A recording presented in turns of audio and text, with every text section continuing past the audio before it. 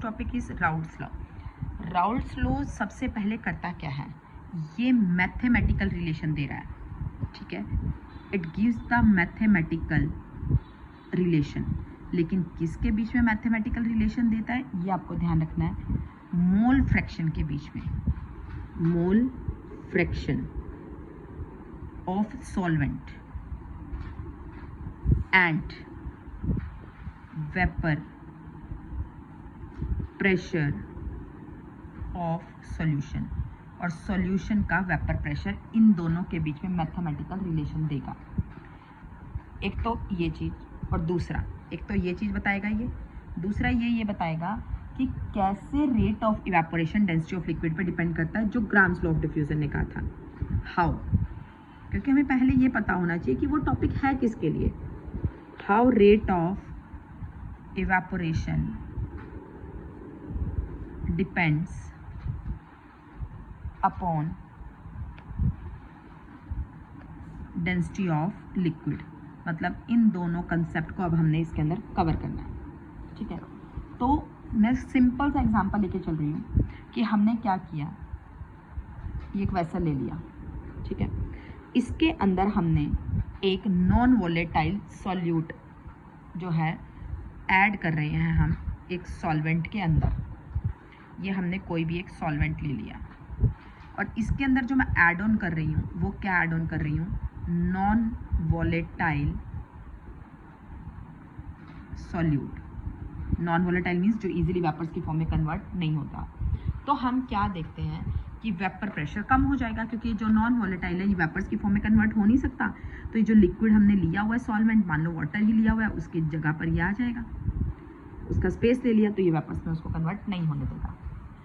तो इस चीज़ को एक्सप्लेन जो किया था सबसे पहले किसने एक्सप्लेन किया था कि क्यों वेपर प्रेशर कम हो रहा है, मतलब कंसेप्ट लॉवरिंग हुआ है, लॉवरिंग ऑफ वेपर प्रेशर। जब हमने उसके अंदर क्या डाला है, सॉल्यूट डाला है, और कैसा सॉल्यूट डाला है, non volatile solute. Non volatile में एग्जांपल अगर आप लेकर चलो, आप शुगर लेके चल सकते हो, आप सॉल्ट लेके चल सकते हो, आप यूरिया लेके चल सकते हो, ठीक है। तो ग्राम्स ने क्या बोला, मतलब लॉवरिंग ऑफ वेपर प्रेशर में जो बात की, ग्राम्स ने जो एक्सप्लेनेशन दी वो क्या बोला उसने कि when you are adding non volatile solute, जब आप क्या कर रहे हो, नॉन वोलेटाइल सॉल्यूट डाल रहे हो लिक्विड के अंदर, ये मेरे पास क्या है, नॉन वोलेटाइल सॉल्यूट है। जब ये आपने किस में डाला, किसी भी एक लिक्विड के अंदर ऐड कर दिया, तो ऑब्वियस है ये वेपर्स की फॉर्म में कन्वर्ट नहीं हो सकता है। तो क्या होगा, उसकी जो डेंसिटी है वो डेंसिटी जो है वो क्या हो जाएगी, उसकी इंक्रीज हो जाएगी। डेंसिटी इंक्रीजेस तो अब खुद ही देखो, जो रेट ऑफ इवापोरेशन है, रेट ऑफ इवापोरेशन जो होगा वो क्या हो जाएगा, डिक्रीज हो जाएगा। रेट ऑफ इवापोरेशन डिक्रीज हो जाएगा तो इट मीन्स जो हमारे पास वेपर प्रेशर है वो भी क्या हो जाएगा, डिक्रीज हो जाएगा, वो भी क्या हो गया, डिक्रीज हो गया। तो ये उसने बोला। लेकिन इसी का कंसेप्ट को जो ग्राम्स की ये जो एक्सप्लेनेशन थी, हम पहले भी कर चुके हैं, ये ग्राम्स ने ये बात बोल दी, ठीक है, ये पहले हमारे पास हो गया, ग्राम्स ने ये एक्सप्लेन की थी ये चीज़। लेकिन इस पर अब राउल्ट साइंटिस्ट ने क्या बोला,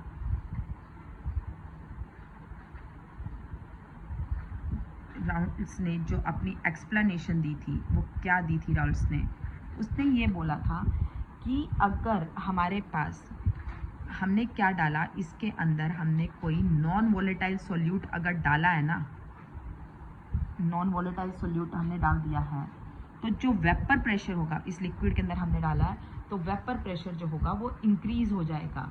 बट वो किसके डायरेक्टली प्रोपोर्शनल है, directly proportional to mole fraction of solvent, ठीक है। वो मोल फ्रैक्शन की बात पे आ गया था, मेन टेक्निकल वर्ड पे आ गया था उसने, ठीक है। मतलब इंक्रीज डिक्रीज की तो बात बाद में करेंगे हम, वो उसने डायरेक्टली प्रोपोर्शनल की बात की थी। उसने ये बोला था कि जो वेपर प्रेशर होगा, जो वेपर प्रेशर है किसका, सॉल्यूशन का, क्योंकि सॉल्यूट उसमें डाल दिया तो वो सॉल्यूशन बन चुका है सॉल्वेंट के अंदर। अब जिसके अंदर, उस सॉल्यूशन के अंदर हमारे पास क्या है, नॉन वोलेटाइल सॉल्यूट है, वो डायरेक्टली प्रोपोर्शनल है। इसने डेंसिटी की बात नहीं की, इसने किसकी बात की है, mole fraction is directly proportional to mole fraction, किसके मोल फ्रैक्शन पे? ऑफ सॉल्वेंट के मोल फ्रैक्शन की इसने बात की थी, ठीक है। तो जो वेपर प्रेशर की हम बात कर रहे हैं, वेपर प्रेशर P, वो किसके डायरेक्टली प्रोपोर्शनल है? Mole fraction of solvent. तो P जो है यहाँ पे हमारे पास क्या है? Vapour pressure. किसका वेपर प्रेशर? सॉल्यूशन का। P is the vapour pressure of solution. और ये क्या है हमारे पास? Mole fraction. किसका मोल फ्रैक्शन? सॉल्वेंट का। ये उसने बात की थी, ये आपको ध्यान रखना है। When you will remove the sign of constant of proportionality, तो K into XA, ठीक है। अब वो अलग अलग कंसंट्रेशन पे आ गया, ठीक है। अब उसने कहा जब मान लो मोल फ्रैक्शन XA जो है वो मेरे पास 1 है, ठीक है। और आपको ये पता है ना कि XA प्लस XB जो होता है वो टोटल 1 होता है, मतलब टोटल मोल फ्रैक्शन हमेशा 1 रहता है। अगर XA 1 है तो इट मीन्स XB जो है वो क्या? 0 है। XB 0 है तो ये XA 1 है, तो इट मीन्स ये मेरे पास क्या है? प्योर सॉल्वेंट है, ठीक है। प्योर सॉल्वेंट हो गया। प्योर सॉल्वेंट का मतलब क्या हो गया कि जो वेपर प्रेशर होगा, वेपर प्रेशर ऑफ सॉल्यूशन, क्योंकि और सॉल्वेंट आर सेम, ये दोनों ही क्या हो जाएंगे? सेम हो जाएंगे। तो जो P है ना उसको हम क्या मान लेंगे? P is equal to P naught, pure के लिए, ठीक है। तो अब इस इक्वेशन में P की जगह मैं क्या लिख रही हूँ? P naught. P naught is equal to K, और XA की वैल्यू कितनी हो गई? 1। तो इट मीन्स जो K है वो किसके इक्वल हो गया? P not. ये क्लियर हो गया, ठीक है। अब जो हमारे पास इक्वेशन है, K की वैल्यू मेरे पास आ चुकी है। हमेशा हम क्या करते हैं? कांस्टेंट की वैल्यू निकालते हैं और कांस्टेंट की वैल्यू निकाल के वापस वहीं पर पुट कर देते हैं। तो यहाँ से आप कह सकते हो कि जो P है वो किसके इक्वल हो गया? P नॉट XA के इक्वल हो गया, ठीक है। ये अब मेन इक्वेशन बन गई हमारे पास। Vapour pressure of solution is equal to pure solvent का इनटू XA। अब यहीं से आपके पास ग्राफिकल क्वेश्चन भी बन जाता है कि इनके बीच में ग्राफ बना के दिखाओ, ठीक है। ग्राफ किसके बीच में बना रहे हो? P के बीच में। मीन्स यहाँ पे आपने क्या ले लिया? Vapour pressure of solution, solution का वेपर प्रेशर, ठीक है।